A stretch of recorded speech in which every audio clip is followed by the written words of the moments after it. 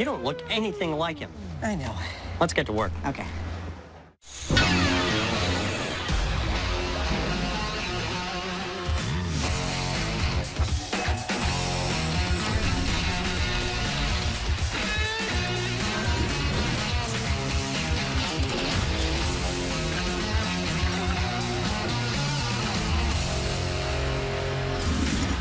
Why are you dressed like my old archaeology professor? No, I'm dressed as Indiana Jones. That's him, Dr. Jones from Indiana. Anyway, what's the story? Okay, the story is there's also a movie called Raiders of the Lost Ark starring a guy named Indiana Jones, and we're going to tackle some myths from that movie. First and foremost, his famous sidearm, the whip. We're going to look at some of the science of Indy's whip and some of the remarkable things he does with it. But the opening sequence of Raiders is where we're beginning. Indy is escaping from a South American temple that is attempting to kill him with all manner of booby traps, including, our first test, a floor filled with pressure pads that shoots poison darts at Indy. Well, sounds like fun. Let's get into it. Okay. In the exhilarating opening scene from the iconic 80s adventure story, there's a question to be answered. By simply running for it, would Indy really have escaped unharmed? And as a massive fan of the franchise, Adam's in his element.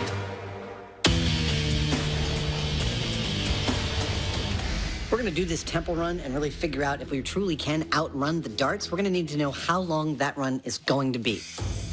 So I'm going to look at some video, do some measurements, and actually work it up in a little diorama for little Indy Adam here. You can't tell, but he's totally psyched about it. This kind of work is something I used to do all the time in the film industry. It's all coming together. In the film industry, it's often used as a pre-visualization technique. Now I'm just having fun. Like, I will mock up a set in foam core just so I understand all of its dimensions before building it in the actual materials it'll be built in. Got hot glue threads on my face. Seeing something in that white space, for some reason to me, it's deeply, deeply satisfying.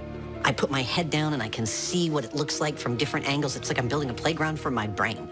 I've actually also learned a few things. I've carefully checked screenshots of Harrison Ford against many parts of the set. Knowing how tall he is, I've determined the dart pads are about 40 inches long and that room is about 30 feet long. If it's 30 feet long and the dart pads are the size they are, Harrison Ford, Indy, will encounter at least 16 of those pads, likely setting off 16 darts. That's how many he's got to outrun.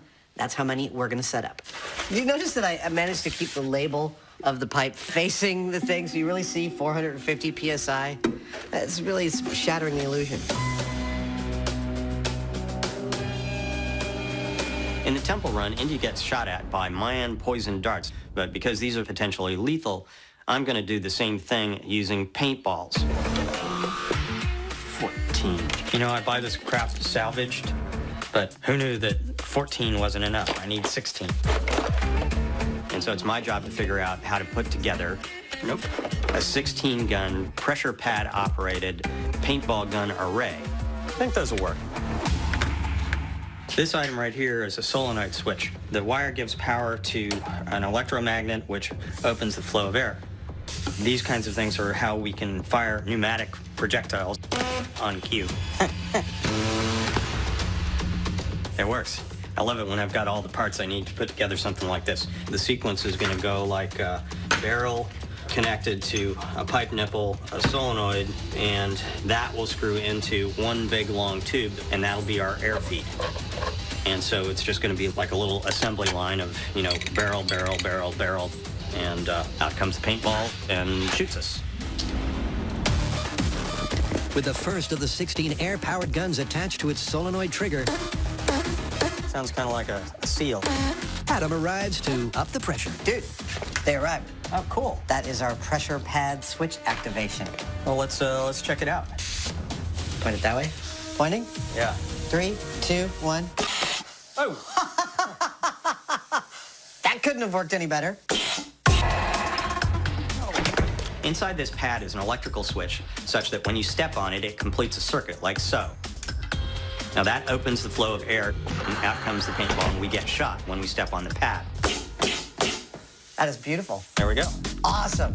That's how each gun will be triggered. The next step is to combine them into a single coordinated air-powered system. This white tube is the air supply for our paintball gauntlet, which we'll be installing in the temple. Now, each one of these guns will be wired to its own pressure pad. 3, 2. Whoa! Beautiful. Which, as we run along, we'll be setting off these guns one after the other while we possibly are screaming in pain. That is going to hurt. Well, let's pack it up, put it on the truck, and take it out to the location. Okay. Before they pack up their Temple Run gun, while the team gets busy prefabricating a fake man temple, Adam and Jamie get cracking on another iconic Indy inquiry. Well, good luck there, buddy. So whips. Exactly. Indy's whip is like almost mythological. He does all sorts of incredible stuff, including one I think we should test, when he disarms an opponent with a gun using only the whip. So would the whip be accurate enough, and would it hit the hand hard enough to knock the gun out of it or something? Exactly. I think the other thing we should look at is the opening sequence when he loops the whip around a log and swings across a chasm. Is that really possible? Yeah, I wonder whether the whip would actually have enough grip. And then, if it did, how are you going to get it off? I think we need to deeply look into the science of whips. Whoosh. If we're going to put whips through their paces in this episode, we're going to need, wait a minute, whips. Whip making is something I taught myself about 17 years ago. I built the whip I'd always wanted from Raiders of the Lost Ark, and to start this episode, I'm going to build the first whip. This is kangaroo hide. Don't let anyone tell you any different. This is the strongest leather in the world.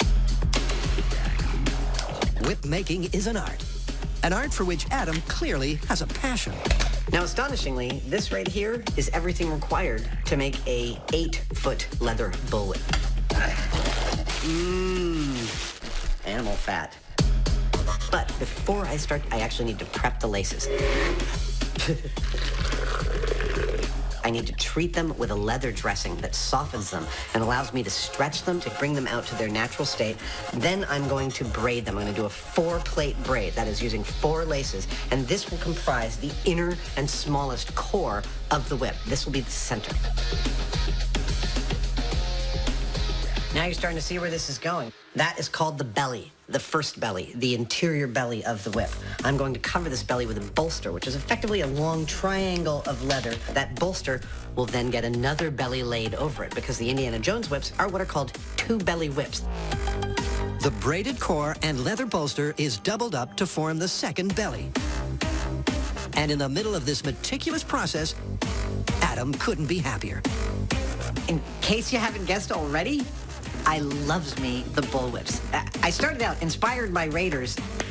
I'm done with the second belly, and I quickly learned that I love 2 distinct things about the practice. These will be the 12 laces that make the actual outer coating of the whip. One was that I love the practice itself, the craft of whip making. The meticulous, repetitive stretching, checking, cutting, lacing. It is deeply meditative. Hold on, I gotta drink my own urine. I'm kidding, I wasn't drinking my own urine. I was drinking someone else's. The second thing I love about it is the form and function coming together magnificently. I mean, you've got this beautiful form of a smooth leather object that is tapered from one end to the other. Dude, it's looking so good. And then that tapering turns out not just to be lovely and compelling, but in fact crucial for delivering the energy from your hand out to the tip of the whip with the maximum amount of strength. That is really cool. I am really pleased with how this is looking. For the finishing touches, Adam decorates the handle, and then to make the whip actually crack, attaches 2 thin strips called the fall and the cracker. But with all that work, pay off with a working whip. All right. Whew, this is very exciting. Oh, it sounds good. Yeah!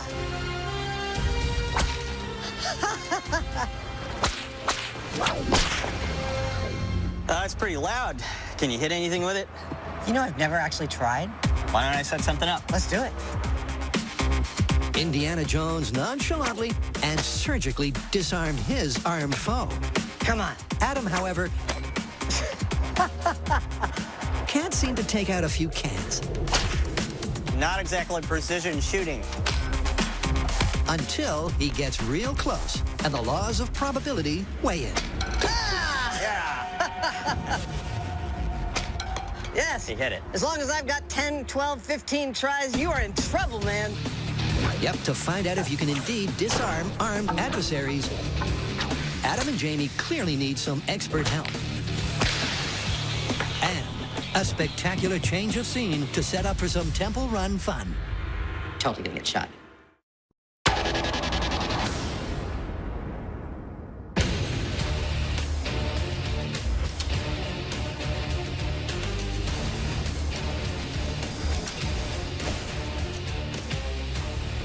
Indy's whip is a character in its own right in the Raiders films. And it does some unbelievable things in the film. First and foremost, he's able to disarm someone who pulls a gun on him, just pulling this off his belt and giving it a crack. And that's what we're gonna do. We're gonna give that a crack. But there's a problem. Now, I'm pretty good at making these, but we've already established that I'm not that good at operating them. Let's just say you're a work in progress. Aren't we all? Yep, to test Indy's mythical ability to disarm gun-toting foes, Adam and Jamie need a whole heap of whip-wielding tips from the very best in the business.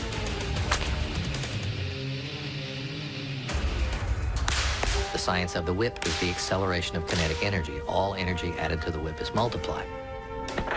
A small amount of focused energy literally produces explosive results. Wherever I point the handle, this is where the whip is going to go. So I'm literally aiming with my whole body instead of this kind of, I sure hope this works. That's pretty much the school I'm in. Weight on the back foot, weight on the front foot. We brought a lot of experts onto this show over the years, but Anthony might be my all-time favorite right now. And then, Yes. Now it's just timing. I have rarely ever had someone teach me something so quickly. And I got results I really didn't think were going to happen within such a short period of time. Open your hand, straighten your arm, close your hand. Hey! Perfect. That totally worked! This is awesome. This is a far more precise tool than I thought it was. Bend. We've gotten a lot of the basics of whip handling from Anthony, Excellent. but now it's time to see if we can't use the whip to grab a gun out of somebody's hand. But it's important to note that we never actually see how Indy disarms the bad guy. So to cover all our bases, we're going to run a couple of tests. So stretch it out and send it out. Better, okay? First, we're going to see if that whip tip could wrap around the wrist and or the gun and yank it in such a way as to spoil the shot. We're going to see if a direct hit to the wrist with the whip tip is enough to make somebody drop the gun. This is the scariest thing I've done all day. Isn't it? Go ahead. That was perfect. That was a nice crack you got It was there. right on the tip of your thumb. Yeah. That would have hurt a lot. Jamie's making contact, but there's no mythical grab and aim-spoiling pull. Go for the wrist. Go for the wrist, Heinemann. That's it. Not quite the first-time accuracy of Indy, but novice Jamie is dialing in on the technique surprisingly quickly. Yes. Oh, there we go. Good job. All right, my turn.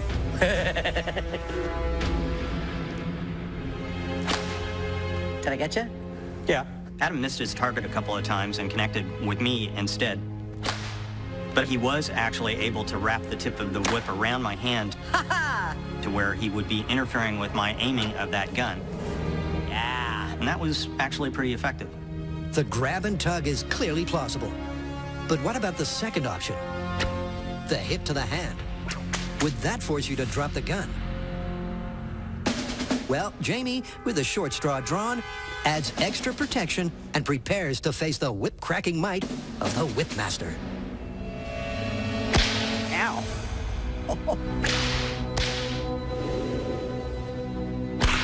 I'm positive I wouldn't have been able to hold on to that gun if I didn't have this glove on. It would be equivalent to somebody slicing at your hand with a sharp knife. You'd drop the gun. Yep, without padding, Jamie's dropping the gun every single time. Yeah, I don't think there's any way I would have been able to hold on to this if I hadn't had this protection.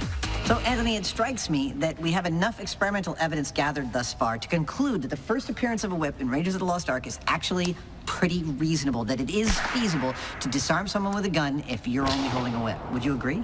I do agree. I think a targeted strike to bare flesh is going to make it pretty much impossible to hang on to the gun, let alone operate it accurately. So, this is plausible. Is that what you would do if you were in the same situation? Absolutely not. No? Okay, what would you do? I would go straight for the face.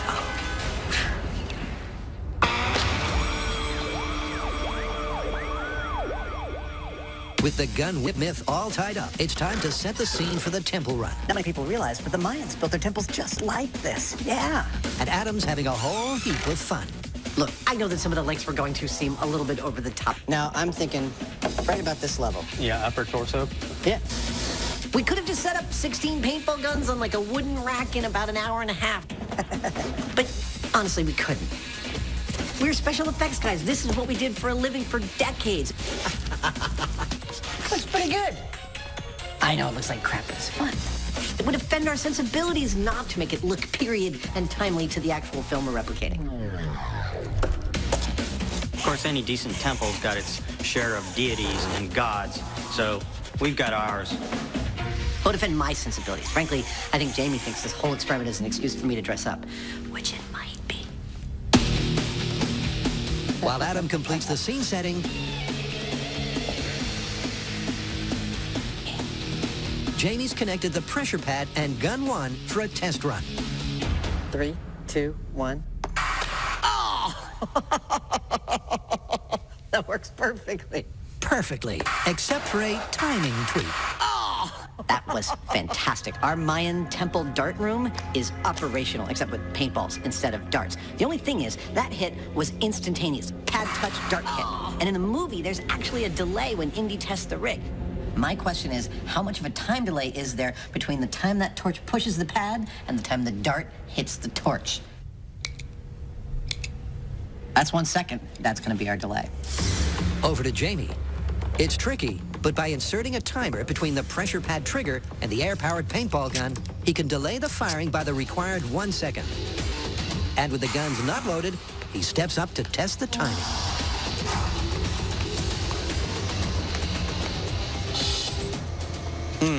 Hoosier, we have a problem. That's, not quite what we had in mind.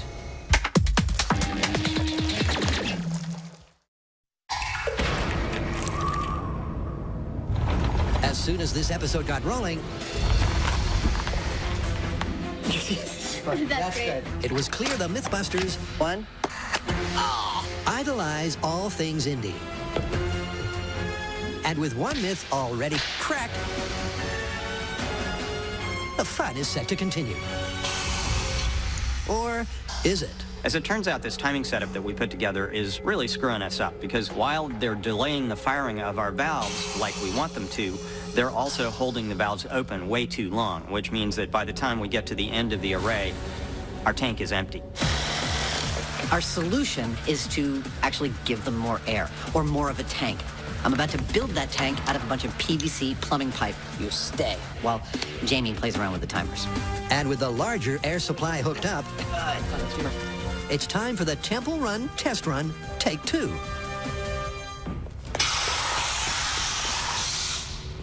That was good. Yeah. That's exactly what we wanted. Yep. With the rig successfully firing on the big cylinder, the set dressing is complete, the gun's armed for action, 16 barrels, 16 paintballs. There we go. and Adam's geared up, ready to run the paintball gauntlet. Any second now, I'm going to grab that idol and hightail it across this chamber. Now, if the myth is true, if the movie's version of events are correct, I should make it to the other side alive. That's what we're going to find out. Remember, their run has the same number of booby traps as the movie, and they'll shoot with the same 1-second delay. You ready? Yep. See you down the other end. Okay. The question is, will Adam, who'll run with the same hunched, protective shuffle as Indy, make it out unscathed? Okay, in 3, 2, 1, go. Something's not turned on. That was anticlimactic. Anticlimactic and a mystery. 3, 2, 1, go. It's still not working. Maybe even a Mayan mystery. Well, I think it's clear what's going on here. It's this guy. MythBusters is clearly suffering the idol's curse. The circuit's not collapsing the way it should.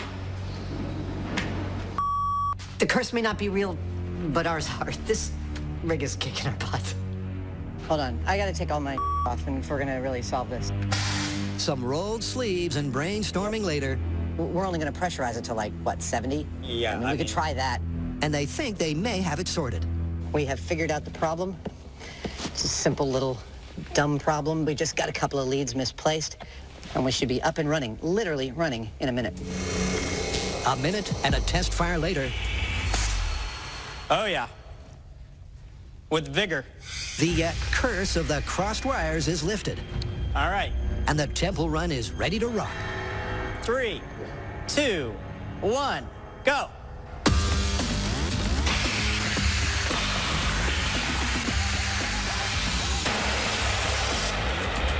I didn't feel a thing.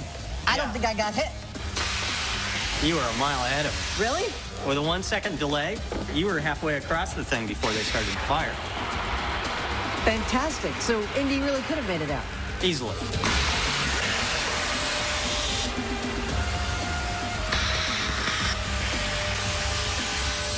We had all the parameters we needed from the setup of the temple in the film, and we applied them to our set and discovered that Indy would indeed have made it out alive with his idol, wouldn't he? But now, let's assume the Mayans could make darts that shot almost instantaneously as Indy ran. We'll see whether he gets shot or not now. Here we go. And frankly, I pretty much expect to get shot at this point. Totally gonna get shot. Instantaneous firing in 3, 2, 1, go.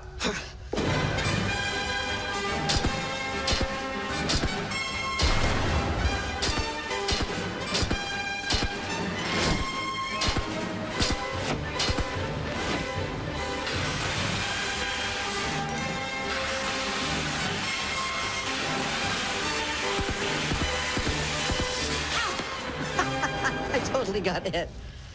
I got one in my back. Right That's the there. only one I see on you. Really? Yeah. As I expected when we set the darts to instantaneous, I got shot and I'm dead. It's a poison dart after all. What I didn't expect is that I only got shot once. So as far as I'm concerned, if you ever find yourself looting a piece of precious Mayan gold from a temple while you're probably gonna die, I say run for your life. Ow! So why do you think the Mayans set such a long delay on their dart mechanism? Well, it is an ancient temple. Maybe the machinery was getting kind of rusty. That's a good idea. So how do you want to call it? Confirmed, I guess. I'm there with you, but it is a fictional universe, so I'm inclined to give them plausible. Suits me. Okay.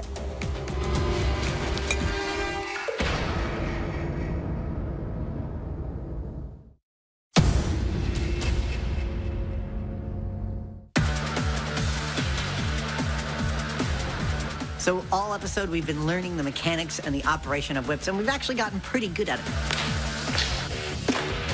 Yeah. But before we continue, we think that we'd be remiss if we didn't address the idea that a whip is supposed to break the speed of sound. Is this really true? Is there enough of the kinetic energy transfer from the handle out to the end? That's what we are about to test. All right. Using our high-speed camera and all of the stagecraft we've learned in 10 years of doing this show, we're going to try and prove that the end of the whip breaks the speed of sound. 3, 2, 1. Because the tip of the whip is moving so fast and over such a large area, it makes it really difficult to see where and when it's making the crack. Yeah, the tip's starting to swing around at about 4D. So with that in mind, we've created this background with a grid on it. Yeah, right about there, a little bit below it, so we can hopefully zoom in on it with the high-speed camera. Oh, bang, right on the same mark. But with the camera recording at the 6,000 frames per second required to measure the speed of sound, zooming in and capturing the exact moment of the crack is a very tricky task. Okay, are you ready? Yeah. Okay, here we go.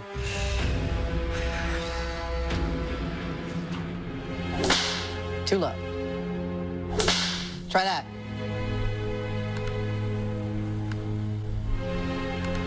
In terms of time, this is like looking for a needle in a haystack.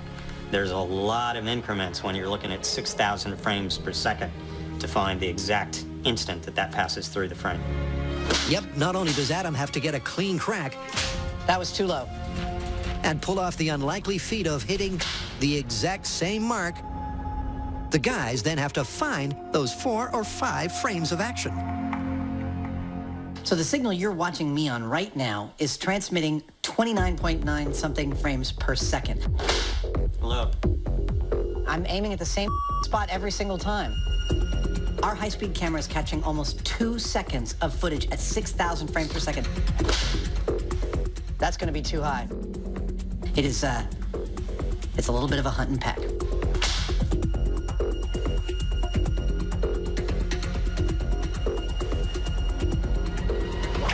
There it is. Finally, in glorious 6,000 frames per second high speed. Now, how fast is it going right here? That's 5 frames to travel 12 inches.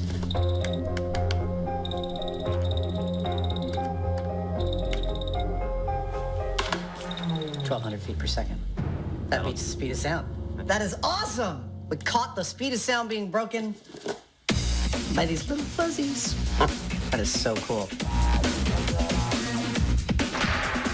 It took hours of atom whipping for us to finally capture that tiny piece of string traveling over the speed of sound in front of this grid. But we finally cracked it, so to speak. With the science whipped into shape, Adam and Jamie head back to the warehouse to test the whip's mythical ability to swing Indy to safety. This story has Indy swinging across a chasm on his whip. Yeah. Boom. Cool. And since we don't happen to have a chasm ready to go, we decided to build our own. This thing weighs 5,000 pounds empty. You got room, you can keep coming in. Kill someone in a heartbeat. Pull, pull, pull. Yeah, We're using these containers, which we love, that's it. Perfect over here. Miles, pull. because they're kind of like big bricks. We can build whatever we want instantly. Thread the needle. But like a 5,000 pound needle. Now the containers here stacked up represent exactly 1/2 of our chasm. All right, here we go. We're going to bring in the other pair of containers and make the other half of the chasm. They're going to be a certain distance apart, but how far apart is the real question? An answer found with a little high-speed camera magic. That was good. So we've got my jump on high speed, but how are we going to use that to determine how wide our chasm is, especially since I'm jumping on flat ground and Indy was jumping across a chasm which he hit the edge of with his chest? Editors, can you help me out, please, and load up the high-speed footage of my jump? Excellent. Okay, now, fast forward until my foot leaves the starting line, right there, and put a dot on my chest. Great. Now continue to put dots on my chest through the full arc of my jump until my left foot touches the ground. Excellent. Now, draw a line that intersects all those dots until you've got a curve, and continue that curve until it hits the ground where my number stripes are. Perfect. Okay, can you count up how many number stripes those are? 12? Beautiful. That is the distance of our chasm, 12 feet. With the exact distance marked off, the far side of the chasm is dropped into position. Nice! Some protective padding put in place. That's a long way to fall. The key structural component brought up. This is a branch. Some more safety measures manhandled. Indy never fought a beast like this. This is like a Doctor Who villain. Yeah, that's it! Before the movie-accurate scene is set Good luck there, buddy. I'm going to stand back here. for Adam's date with whip-swinging destiny.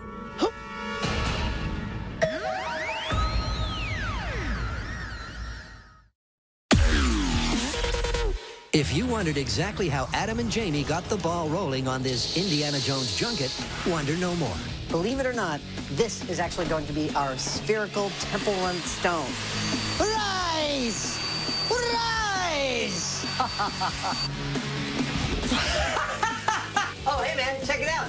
It's our Temple Run ball. Whoa, dude! So we've got our big clear plastic ball, but to make it look like a boulder, we had the idea that we'll take this 2-part foam and mix it together and slather it all over the surface. If we do it kind of sloppy, but in the right way, it might just look like a big stone thing, which is what we want. That looks like a piece of stone. Inflatable stone? No problem. It's called safety stone.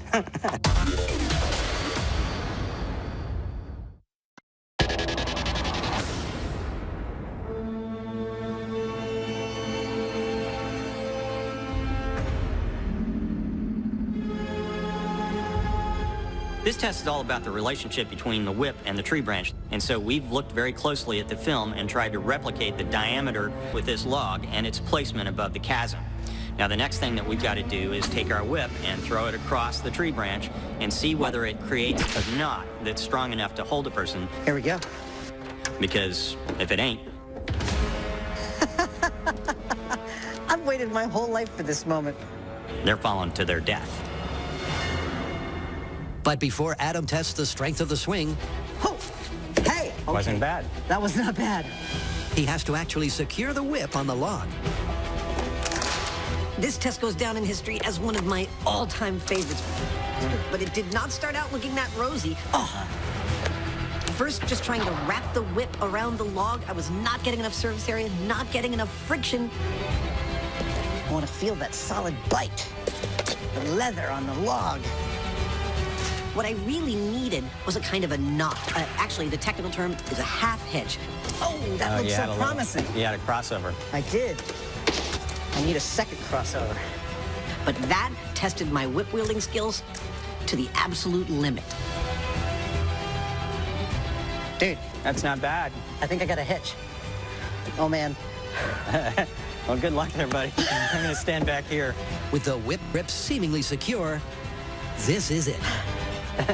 This is terrible. Actually, I'm genuinely scared.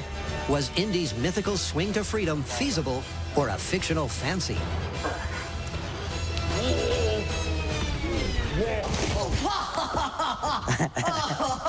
I'm good. I'm good. I'm okay. So, I got the loop around the log. It felt really, really secure. I think I got a hitch. And then just before my feet reach the other side, the whip unwinds from the log and I go tumbling. All right, we got to try this again. That was too much fun. Even though Adam fell, I have to say I'm surprised he did as well as he did.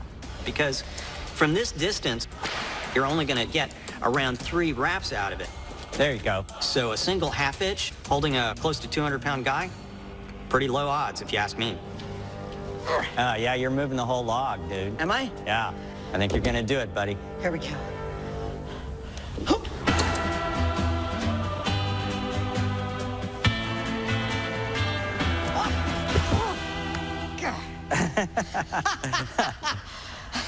I thought that was gonna be mine! Once again, the whip and potentially the myth unravels at the last second. But as Edison almost said, myth-bustering is 1% inspiration and 99% repeatedly throwing yourself into a chasm for science. Oh, dude. Well, no guts, no glory. No guts, no glory. 3, 2, 1. You're gonna make it. Oh! Oh, drat! Oh! 3 times so far, I've attempted to lasso our log with my whip and swing across this chasm. And 3 times, just as glory seemed within my grasp, the whip slipped and I fell to my death. But for due diligence, we are going to cover our log with some bark-like friction material and give it another go. This sandpaper or our pseudo bark may not seem like that much, but it may not actually take that much to allow the whip to bite. Without this, it can just slide. It's almost like it's lubricated. With this, it'll just give it a little bit of tooth so that those coils can actually cinch onto the log. All right. One more time? Go for it. Okay, here we go.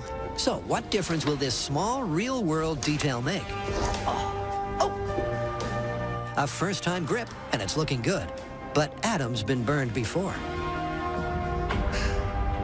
As many times as I've done this, it's still scary. All right, it's now or never. Here we go. Yeah! Give me some!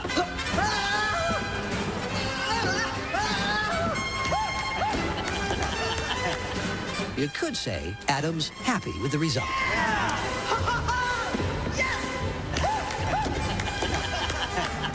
Not quite an indie reaction, but dude, we totally did it! Yeah. All right, throw me the idol. Come on. Well, the question now is, can you get it off there? Oh, right. Okay, here we go. Come on, come on. So once we added a little bit of friction, some bark to our log, the whip grabbed easily, and I swung across handily. It was beautiful. Come on, baby. Come on, this is the final thing. Indy's whip grabs when you want and lets go when you want. Come on, come on. Now, I still don't think the whip has the kind of magical properties that Indy uses it as an extension of his hands. How does this work? There we go. Almost. Awesome. But we've pretty much proved it can do everything we've seen in the movie.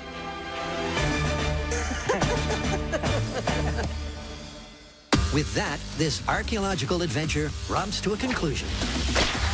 And Indy's iconic status is quoted. Dr. Jones was not doomed in the temple. Indy really could have made it out. Easily. And when it comes to a tight spot, You're gonna make it. his trusty weapon I think you're gonna do it, buddy. is all it's cracked up to be.